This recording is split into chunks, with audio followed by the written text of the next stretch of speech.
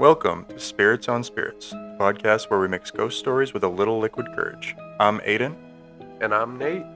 and together we'll dive into the eerie, the unexplained, and the downright terrifying, all while enjoying a drink or two. Each episode will explore haunted places, ghostly encounters, and paranormal mysteries, pairing them with the perfect cocktail to keep our nerves steady. So grab a glass, turn down the lights, and join us as we sip, shiver, and swap some spine-chilling stories. Because here at Spirits on Spirits, the only thing stronger than the ghosts are our drinks. What up, Spookgetti and meatball ghouls?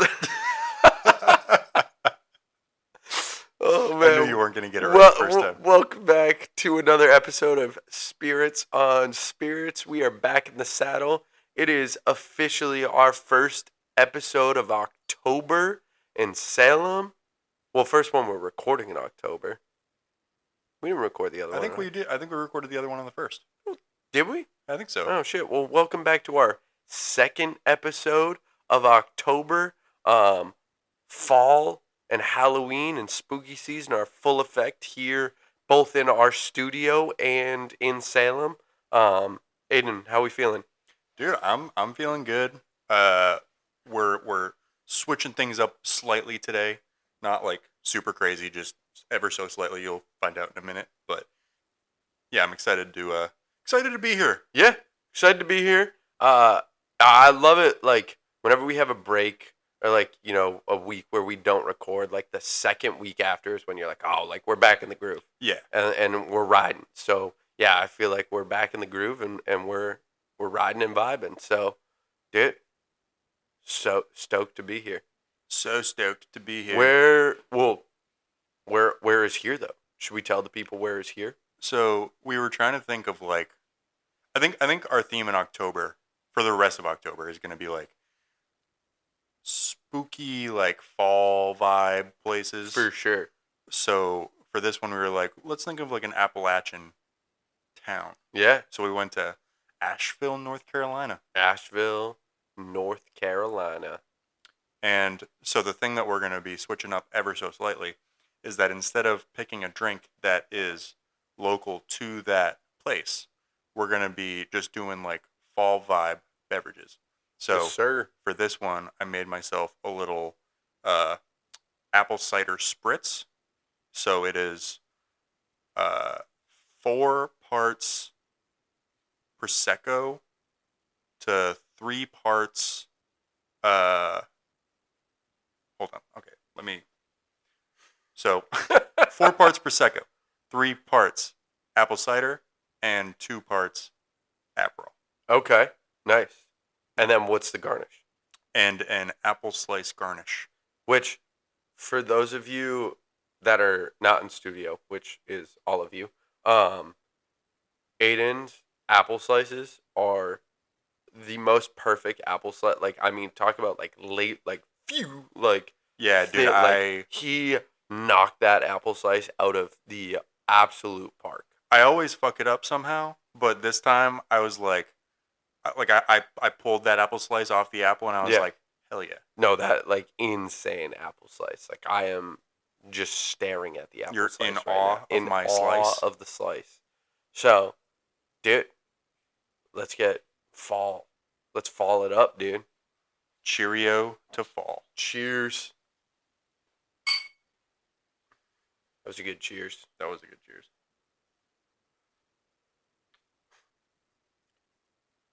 Ooh, yeah.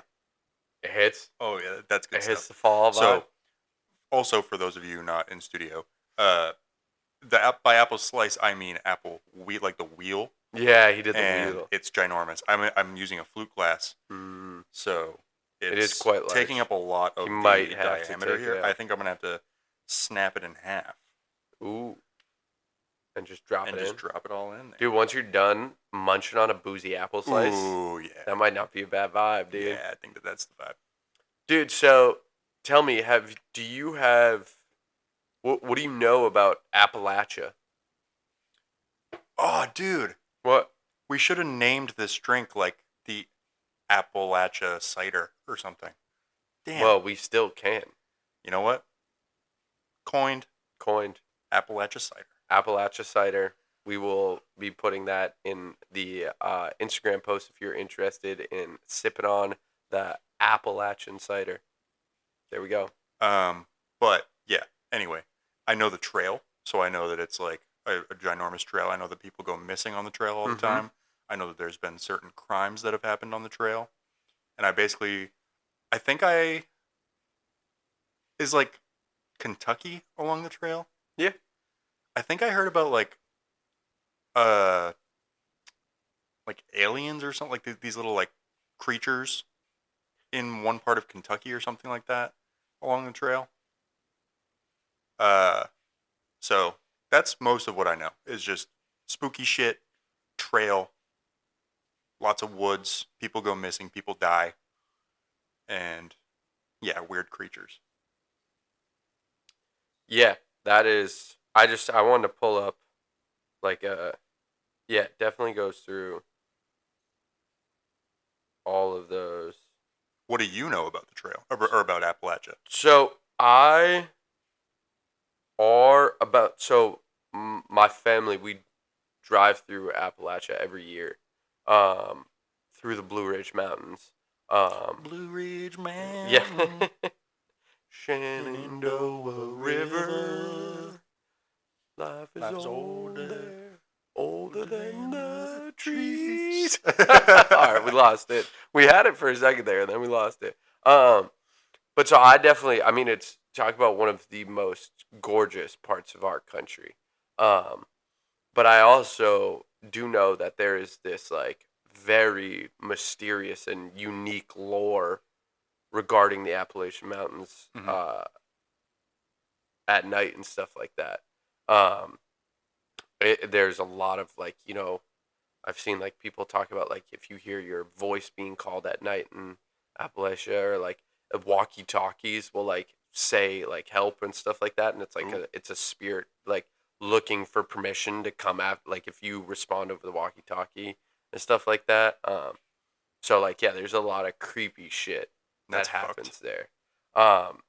Yeah, we spent 2 nights in a cabin, like a house, last summer in Appalachia, like in Virginia. First off, gorgeous. Like there was a bunch of fireflies outside. I'd never seen a firefly before. Get alone Really?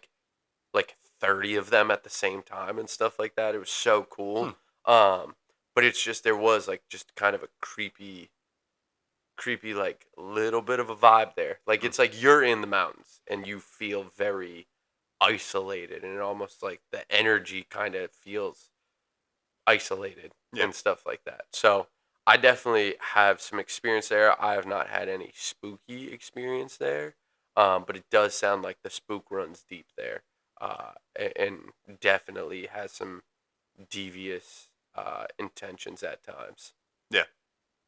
Well, my location kind of has nothing to do with the Appalachian Trail or anything like that. It's just in Asheville. In Asheville, nice. But it is called the Jackson House. Nice. So, let's get into it. So, I will preface this by saying that my story has a large part to do with suicide. So, as always, if you can't listen to that, then I would skip forward Skip to mine. It's about naked men. Count me in, dude. All right, so the Jackson Building was commissioned by Linwood Baldwin, L.B. Jackson, sorry. Any relation to Alec? I was going to say, dude, have you seen Hilaria's Dancing with the Stars? No. She's really bad. Who's Hilaria? Alec Baldwin's wife. Really? So she is from Boston. There's this whole thing about her. But basically she's from Boston, but she wants people to think that she's like exotic. Like she's from like not the United States, so she puts on a really thick accent. Oh, that's kind of strange. Yeah. But she's like from Boston. Yeah. Weird. Really, really strange. That's really weird. I think her name is actually Hillary, but she goes by Hilaria. Interesting. Yep. So, anyway. I mean, yeah, I've seen her dances on Dancing with the Stars a little bit. Not very good. Not very good. Is she? I mean, She's probably pretty, right? Is Yeah, she pretty? yeah, she's I mean, pretty. he's old, right? But I mean, if He's you're old, starring yeah. in Boss Baby, you're pulling all the. And they titties. do have a supermodel Didn't daughter. he shoot someone? Killed somebody. Jeepers. Accidental, but still. Still, I mean, that's. I actually now I remember that story. That was crazy. Yeah. Also, we're way off task. Let's. Wait, no, they don't have. No. Haley Bieber's not their daughter. No. That's their niece. Yeah, it's. Is that Steve? Is his name Steve? I don't know. Let's move on. Yeah. Anyway. No relation that I know of to Alec. Gotcha. Construction took place in 1923 and 1924, and the slender tower opened to tenants in 1924. I don't like that. Just a slender tower. Just slender tower. No dude. fucking thanks, dude. I'm not living in any slender towers. Oh yeah, I have this nice one bedroom. It's in this slender tower. I'm gonna stop you right there. I think your naked man story would live there. Maybe, I don't know. The naked man in your story. Did I mention that it was the first skyscraper in Asheville? No, That's an important piece. Got you. Anyway, at completion, it was the tallest building in Western North Carolina. Pause, dude. Just your slender tower at completion. That is, you gotta use. Someone's got naughty brain on. Just a couple of sips of the Appalachian cider, and you're just all talking about all kinds of slender towers. I didn't even put that together, so I think that you're the one with the naughty. I don't know. The naughty on your mind.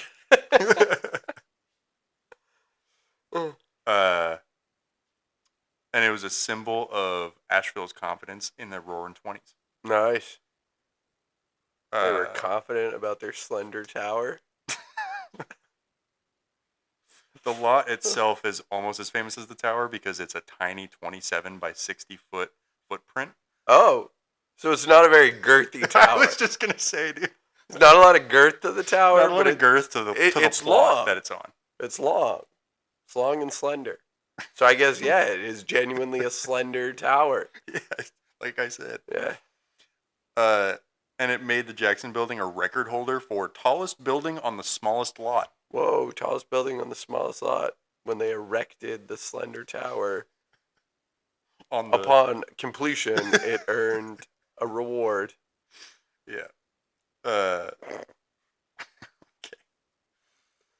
The narrowness compelled inventive engineering, a deep foundation.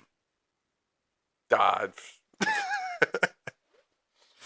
And a vertical, almost filamentous plan that gave Asheville an unmistakable landmark. Jackson's idea was as much promotional theater as it was real estate. So the tower included an observation level, which was like an early century lookout where citizens and inspectors could watch the city in the river valley. There was telescopes and a searchlight, and then they the municipality would even use it for like clean air inspections from the heights and stuff like that. Oh, that's cool. So it's got a lot of uses. But the original use of the plot of land was for a shop that was a tombstone and stone cutting shop. So I think that could also lend a little bit of credence to the future, the ghost stories that we'll get into in a little while. So the Jackson Building opened during a boom that would soon curdle, as we know. I mean, the Great Depression. Yep. So, the Great Depression. It was great. It was great. And depressing. Asheville's real estate bubble of the 1920s crashed with the national economy, and by the end of the decade, many businesses and individuals found themselves underwater. The building itself remained in use as office space, hosting everything from small professional firms to municipal functions. And over the decades, its tenants and owners changed while the actual tower just remained. So now we'll get into the kind of main lore around why this place is haunted. So the most persistent category of story attached to the Jackson Building concerns suicides. So at the Jackson, this was usually in the form of fatal jumps from the upper floors during the early years of the Depression. Multiple local ghost lore sources recount versions of the same pattern. So in October 1929, and the subsequent crash, businessmen who had made investments in a now collapsed market were said to have leapt from the upper windows, and those tragedies were sometimes offered as the origin of the building's restless spirits. Because newspaper archives of the period are scarce for these specific claims, retellings will vary in precision. Sometimes only a single man is named, and sometimes it's a handful of unnamed businessmen. Um, but to this day, the ghost tours in town point to the upper windows and speak in hushed tones about the day the market fell. Oh, jeez. So one recurring name in modern retellings of the story is Frederick M. Messler, according to contemporary paranormal write-ups and some local blogs. Messler had an office in the Jackson building and reportedly died by suicide on an upper floor in the early 1930s. That's a bummer. It is a bummer. That It sucks. That sucks. Especially, yeah, like the stock market shit. It's like, bro, it's just money. Yeah, but I don't know. I think it was pretty common back in the No, it Depression. definitely was. And like, it still is somewhat common on Wall Street and stuff like that, where it's like, guys make bad trades and they lose fucking everything. They're like, holy shit, like, I was a millionaire and now I'm not anymore. Like, that's a lot to process. Yeah. And some of them don't process it. So now we will get into the ghosties. Ooh. So the first category of ghost is the visual apparition. So several witnesses and tour reports claim the sighting of a pale figure of a man pacing an upper corridor or seen at an upper window at dusk. Variations depend on who tells the story. Some emphasize a suit and a hat, which makes sense for the time. Obviously, like the businessmen back then would wear that. And then others speak of an indistinct presence that vanishes when approached. Hmm. So kind of just a blob. Very interesting.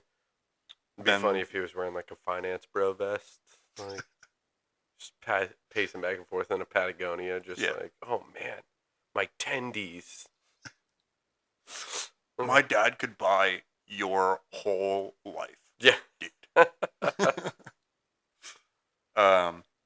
So then there's the sounds. So there's footsteps when no one is there. There's distant voices, or in the Jackson Building stories, the imagined echo of shouting like market panic. Ghost tour narratives often dramatize the day of the crash, the imagined hustle of the phones, the quiet that follows, and then the soundscape that some visitors report hearing faintly in upper rooms. And then there's that would be crazy. Just being there when I know, it dude. crashed. Like you've seen Wolf of Wall Street, like Sure. It kind of happened in that movie a little bit, but like not to the same extent. Like in that one, it was what, the 1985, Something, I forget, dude. 1980s, whatever. I was in it for the tits and the coke, dude. I wasn't worried about No, I'm kidding. It's a joke. The Quaaludes. Steve Madden. So then there's the photos. So paranormal blogs and tour reports sometimes include photos that their authors call anomalous, or point to inexplicable blurs, and describe sudden drops in temperature on stairwells or landings. As with many such claims, natural explanations are possible, like, a draft or wind, Sure. or it's I don't know, a dark hallway. There could be shadows of things. There's some air conditioning on and a shadow. Yeah, Got you. but still, a lot of people think that it's the ghosts of those who came before. So And then jumped out the window. yeah. Interesting. And now the building sits on the National Register for like historical buildings. And yeah, it's been preserved Interesting. over the years. So, I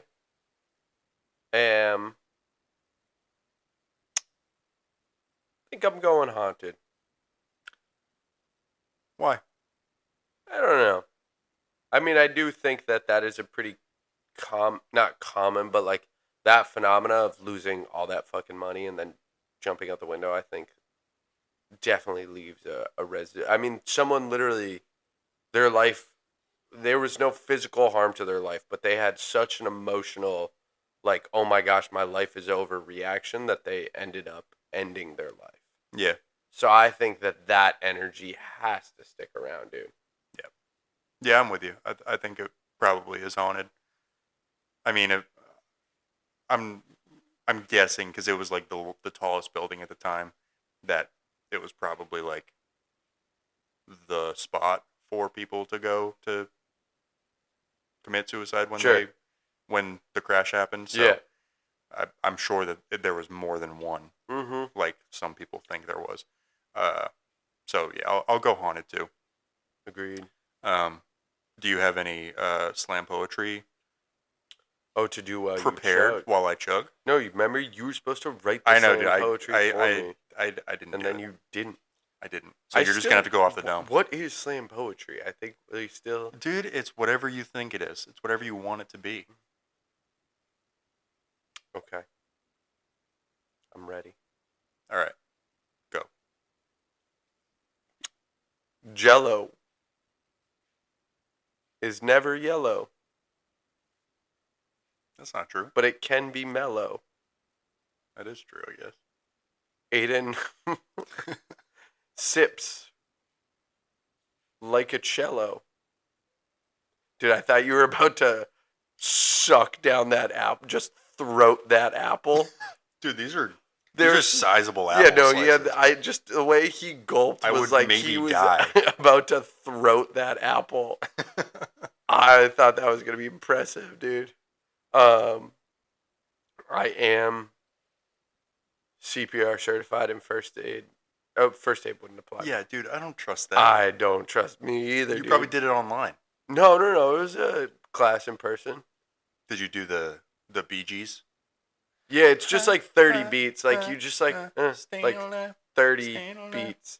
It's 30 beats, tilt the head up 2 breaths, and then 30 more. It's like, yeah. It's not a big deal. Yeah, I don't trust you. No, me either. I would not trust me either. Yeah. I'd mostly practiced on a baby doll. Because, like, a baby CPR. And then there wasn't a bigger that would one. work on me. No, I know. And then, like, I was like, I feel like I should try out a regular one. She's like, you'll be fine. She gave me a piece of paper. You got the gist. She gave me a piece of paper to try it out on because, like, she ran out of the other dolls. Okay. I was like, yeah. Yeah. So, no thanks. Yep, that's fair.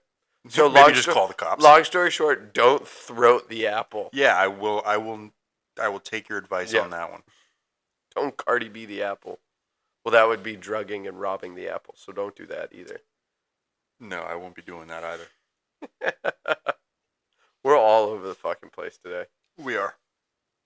Oh, man. I'm like burpy now. Yeah, that's fair. Oh, all right. We will reload and get back at you. Yeah. What up? We're back. We're back. Back in action. All right.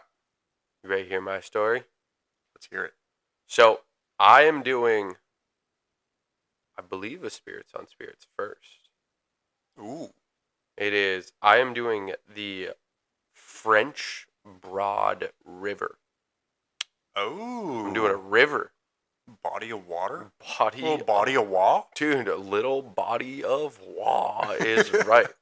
So the French Broad River is actually one of the oldest rivers in the world, and it runs through western North Carolina. It starts its main stem near Roseman in Transylvania County, and then flows through Asheville and then continues into Tennessee. So we are focusing, or my story is about the river where it flows through Asheville, North Carolina. Yeah.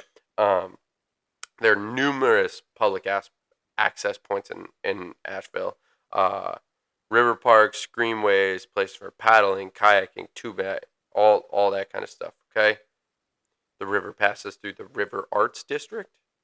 Mm-hmm. Makes sense. Makes sense. I agree. But there is a legend in Asheville when it comes to this river. First ever time I've heard of a river having a siren. Ooh. Yeah. Okay. Mm-hmm. The legend tells of a siren or a spirit called the Lorelei. Uh, Gilmore Girls? yeah. It is also has a name, the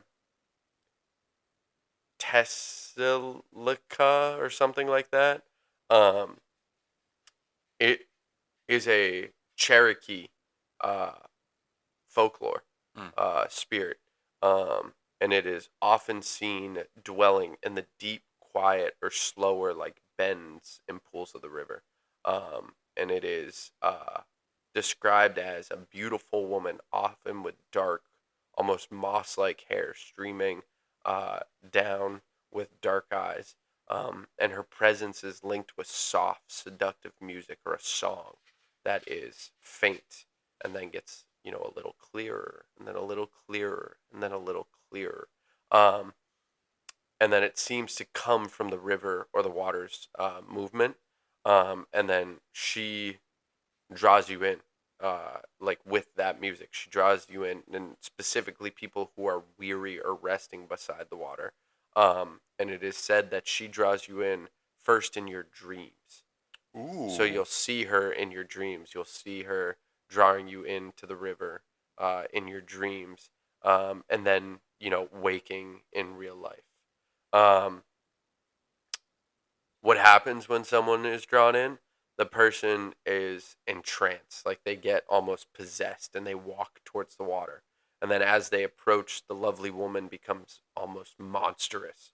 Her skin becomes slimy or cold, sometimes serpent-like, and then her face shifts into something like a skeleton and like terrifying looking. And then she pulls you into the water, and you vanish. No screams are heard. No evidence remains. That is super creepy. Super creepy, right? Um, is spot is specifically like the rocks east of like the eastern part of Asheville. Um, we find ourselves there with this story. So, um, there have been several uh encounters. So it was funny because I almost didn't pick this because I was like, it's not like I was like, I don't know if it's a ghost. Like it's kind of like a legend or lore. But then I found like, no, I feel like this is like a spirit, Mm-hmm. and definitely had situations where people have encountered it. So definitely very interesting. So the first one was in 2011. The first one I could find, like an actual like online account of, was a young man who anonymously went by the guard or like the name guard online. Was camping by a remote part like of the French Bend. And around 3 a.m., he left the tent and walked outside to use the bathroom and saw a naked man standing across the river looking down. So there's your naked man, dude. Cool. Yeah. But he was staring. That could just be an Appalachian dude. Maybe, yes. But he was staring down at the water. Um, the man then looked like over his shoulder almost, as it's described, and then he walked straight into the water, and he just dove in, and then stayed submerged. There was no bubbles, no anything, and obviously the dude guard camping was pretty frightened, so he ran back. And then afterwards, he had reoccurring nightmares of walking into the water and seeing the silhouette of a woman instead of his reflection. Um, Yeah. and he believes that that was the siren trying to pull him in. So he thinks that the naked dude was a siren? No, Oh, the okay. naked dude got, and then she was trying to get him. Oh. So he had dreams after the fact. So the naked dude was an actual naked dude? Yes, actual naked dude, and then he had dreams after the fact of the woman trying to pull him in. Okay. Yeah, crazy. And again, it's this. People see her in their dreams first, and it's this soft, like, just enchanting thing. And then she pulls you in. I did find another story of another gentleman who was out hunting, I believe. Or no, sorry, fishing. He was fishing. There was another story of a guy hunting, but then it was like, uh, he was like, "Yeah, I thought I saw a woman." I was like, "Okay, that doesn't do anything Cool. for us." But there was another guy. I've seen some too. Yes, there was another guy fishing. And have you ever been fishing before? Yeah. So, like, you're staring at the water, and when you're staring at the water, you can kind of see, like, underneath it a little bit, but your eyes play tricks on you. Yeah, Like, you're definitely. not sure of what you're seeing and stuff like that. It's only when it gets, like, really close and stuff like that. So he was fishing, and he was pulling the line back and forth, um, and he looked down, and it looked like there was, like, a big, like, shadow in the water, and he was like, "Oh shit, that might be a big fish." And then he kind of, like, looked a little closer. Didn't get closer, but he just, like, kind of, like, his eyes focused in a little bit more, and he said it looked like it was almost like a woman standing in the bottom of the Ugh. water, and, like, her hair was kind of, like, flowing and stuff Ew. like that. No. So he was like, "Nope," and dipped. Yeah. Um, No. Yeah. Same. yeah. I would do the same. So, I don't know. What do you think? Like, it's hard to kind of do haunted or not, but, like, what do you think in terms of, like, do you think this legend is real? Uh, like no. Yeah. No, I don't. That's Yeah, wow. no. That's really really hot take. I don't really believe in. Can we like, get a new host, please? I don't, because there's no like. I don't know. It doesn't feel like there's enough of like a backstory for this lady. Like if it was like a La Llorona thing where it's like there's a real like story behind like why she exists and why she does what she does, then maybe. But she's just a lady who seduces dudes Yeah, and drags them into the water. it's actually a good point. Why, like, why?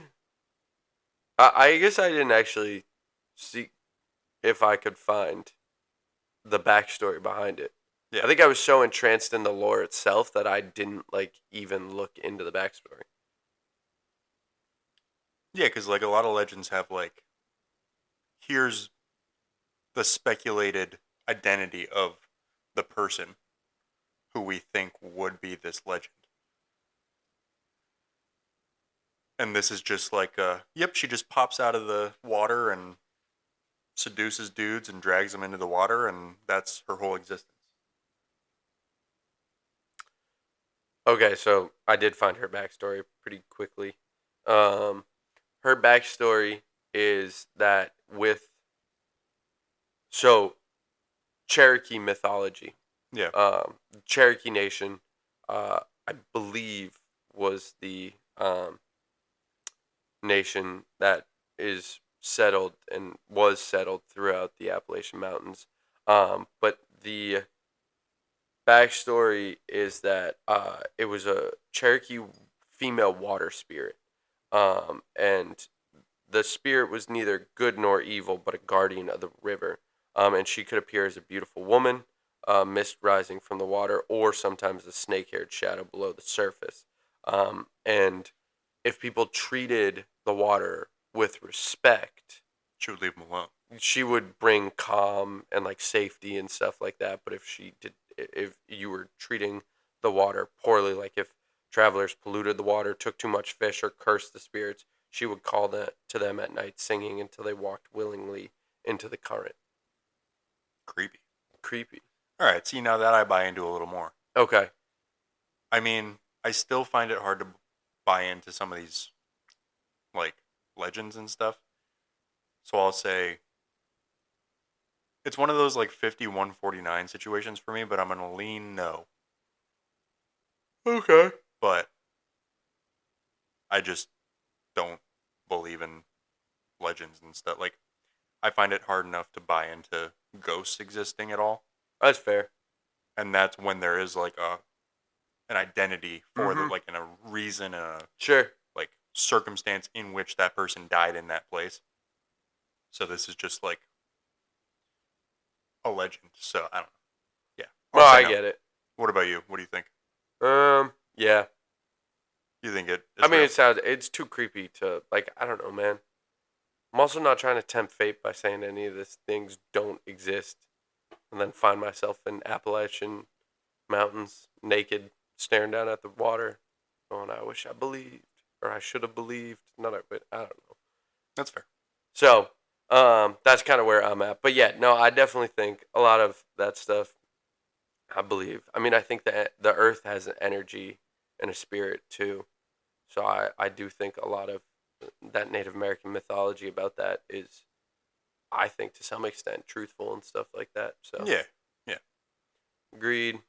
So all right, we're split on this one. We were both haunted on the first one. We're split on this one.